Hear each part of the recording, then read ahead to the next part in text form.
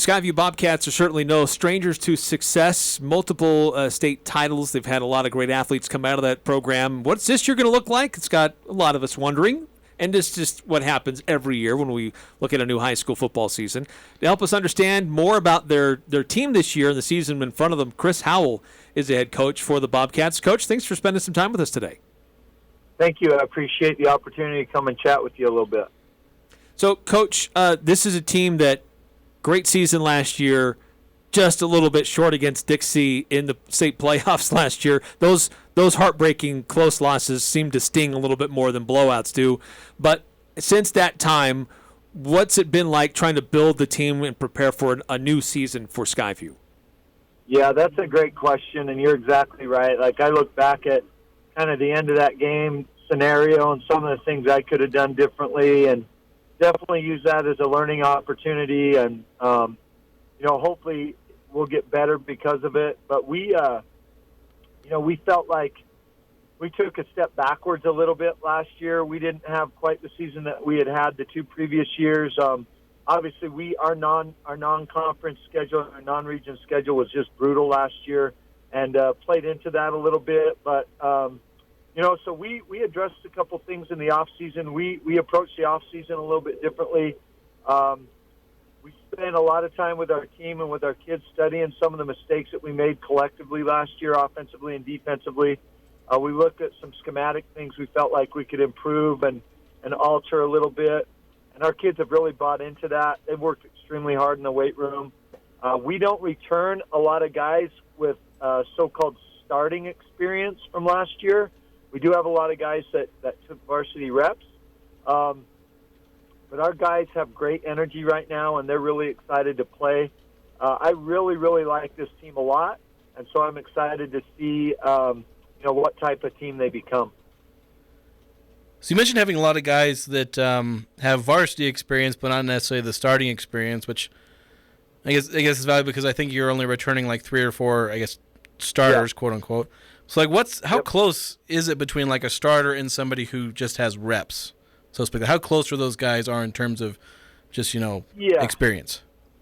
Yeah. So we, I would call a starter somebody that obviously starts the game and then plays the majority of reps in a game. We rotate a lot of guys on defense, especially with our front three, especially on long drives, those types of things. And so we have a lot of guys that were in the rotation last year who would play, 2-3 reps at a time and then rotate out. We have a number of receivers in Michael Ferguson and Brooks Rigby and Brighton Williams that played a lot of football last year in their spots, but just weren't kind of the main guys. So they, the learning curve is less. They understand the scheme. They know what we're trying to accomplish. It's just kind of the every down concept that we don't have. And so we have guys, plenty of guys with varsity experience, just not kind of that consistent long-term experience that you look for as far as kind of a returning starter, so to speak. Again, we're talking to Chris Howell, head coach for the Skyview Bobcats. And with that, Coach, how many developing or trying to identify who your starters are, that's always one of the battles that sometimes get overblown from guys like us.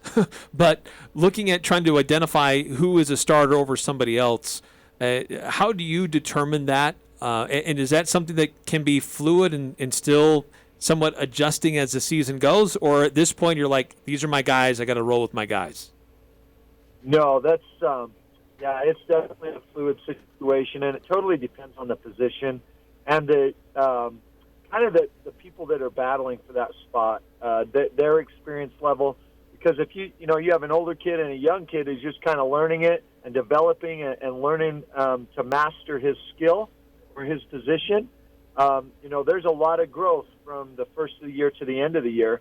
And our goal, especially in skill spots outside of say the quarterback spot, we're trying to develop a lot of those guys because we feel like the more depth we have, the more guys that can rotate at spots and play, the better we're going to be. And that's kind of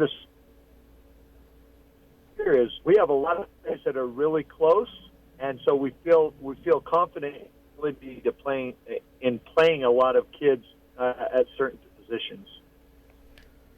So, Coach, we've kind of touched on some of your recent success. I mean, you kind of created an act that's tough for you to follow. I mean, you won back-to-back titles. You won, I think, 27 straight games. I don't know if I have that number exactly right, but like, how do you go about following up that kind of, great success in such a short period of time?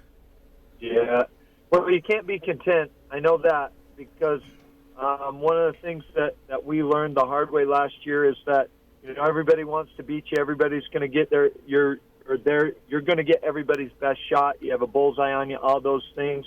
And so you have to continue to evolve and improve as a program and stay hungry. It's one thing to get to the top of the mountain. It's a lot more difficult challenge to stay there. And so the challenge for us now, because these kids, although some of them went through that process, they weren't necessarily contributors. And so they're just like everybody else now, where they got to fight to the top. And,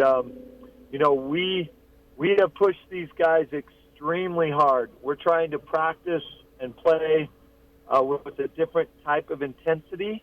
And, we're hoping that pushes us or elevates a little play with. And hopefully it pays off in the long run. So kind of touching on this again, like as far as like having this success, like long term, you have these high school football like dynasties. I'm kind of curious, like your thoughts on how these happen, because you'd think with high school, with players rotating in and out, they only stay for 3-4 years. Like how does that kind of thing happen in high school when there's so much player rotation? How do you keep being successful year after year after year?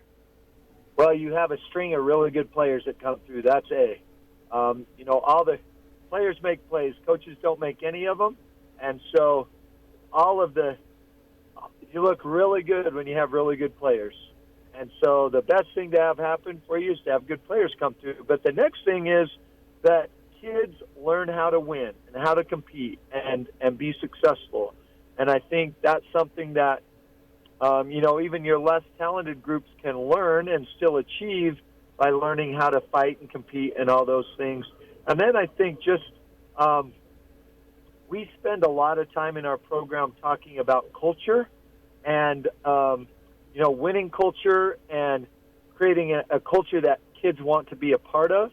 And if they want to be a part of and they feel safe there, then they're more likely to play harder and play for the team and play for each other. And so we spend a lot of time talking about those types of things and teaching and hopefully modeling those things as well. Well, certainly there's been a culture of great quarterbacks over the years at Skyview, but there's a bit of a question as to who that will be under center for Skyview. Have you been able to identify who your starting quarterback is going to be at this point? Yeah, we're still in the process of doing that. I don't really want to name a starter yet. We're kind of trying to hold off until Friday. Not that it really matters, because Salem Hills doesn't necessarily know us that well. But we're going to kind of hold off. We have two juniors that have had unbelievable off seasons. They're both 2 and 3 sport athletes. They spend a ton of time working at their craft. They're great team-oriented kids who care a great deal about the program, who have competed and done everything we've asked them to do. And so now, one of them is going to get an opportunity, and then the other one's going to look for ways that he can help us at other positions and be ready to go if something happens or something changes, and continue to compete and battle there. I couldn't say enough about those two kids and how proud I am of them and of the way they've kind of approached this quarterback competition and will continue to compete. They're both incredible young men. So I kind of wanted to ask about kind of Skyview in relation to some other schools, or kind of specifically like Green Canyon, and also a little bit about Ridgeline, because there's some schools that have been here for a long time. Mountain Crest, Logan, and in Skyview, they've been here forever. I'm curious what your thoughts are, the addition of Green Canyon and Ridgeline, like how that's created rivalries. Because it feels like now you got two crosstown rivalries. Do you feel like that's kind of added to the dynamic of the Cache Valley, sports area? Yeah, absolutely. I had the opportunity to, be the first football coach at Ridgeline when they opened that school, and then I was the athletic director there for a couple of years. And I enjoyed my time there, and it's been really fun to see the new rivalries develop, and also the quality of football programs at those two new schools or newer schools. Both schools have really good athletes, and they both have great coaches now and are highly competitive. Obviously, Ridgeline had a great run last year, and Coach Cox does a great job, and they had great athletes. But man, there's not a week off in this region now where A, the kids aren't playing people that they grew up competing against, and B, playing against really good programs. So there's no weeks off, and I really believe that it makes our region better and our classification better. And I think it's one of the reasons why the state champion has come from our region the last 3 years, is because there's such good football being played here in our region. Besides that, there's a lot of these coaches who are from here, who grew up here, played here, and you're certainly in that mix as well. So that just adds a whole other layer to how this region is can be a lot of fun any Friday. Yeah, amen. The cool thing for me is, I was Coach Anders' defensive coordinator for 3 years when he was the head coach. Coach Cox coached with me at Ridgeline, so I know him well. I know the type of character of these men and the way they're coaching the kids. And so, we want to beat each other as coaches as well. We're friends off the field, and we have good relationships. But, man, that week it's a big deal for us. And so I love the environment. Obviously, the school communities are fantastic, and people want to win for their portion of the valley. And it's great football every Friday night here. Coach, last question for me. Just you had mentioned Salem Hills. You opened the season against them this Friday, but your non-region schedule, you got Wasatch. Rigby proved to be a really good team out of Idaho a year ago. Mountain Ridge, you go on the road for them. When you put together your non-region schedule, generally what's your philosophy about the type of teams that you like to have your team go through? Yeah, so I don't know if this is wrong or right. What I believe, in the RPI system, I think, if you wanted to just play for the RPI, you schedule teams regardless of classification who are going to win a lot of games. But I've taken a little bit different approach. My approach is we want to play teams that are going to make us better and challenge us. And to me, by playing 3 5A teams and a 6A team, we're certainly going to get that.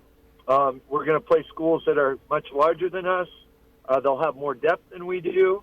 And so we have to learn to win or be successful in different ways. We have a lot of kids that play both ways.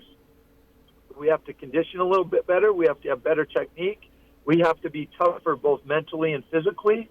And so if we get these 4 weeks of the preseason, we feel like once we, again, go into the gauntlet of our region, that at least from a physical perspective, we'll match up better and maybe more prepared based off of the level of competition we've been playing in the previous 4 weeks. Well, we love hearing these games with John Newbold and Rex Davis call the games for Skyview here on The Fan. I look forward to doing that again and watching the games as well on Cache Valley Daily, and wish you the best of success with the Bobcats this upcoming season. We'll be watching it closely. Thank you so much. I love John and Rex do a fantastic job. John emails me throughout the off season, gets all fired up. I love the passion that John Newbold has for Skyview Athletics, and hopefully that carries over to the rest of us as well. So we're excited about this year.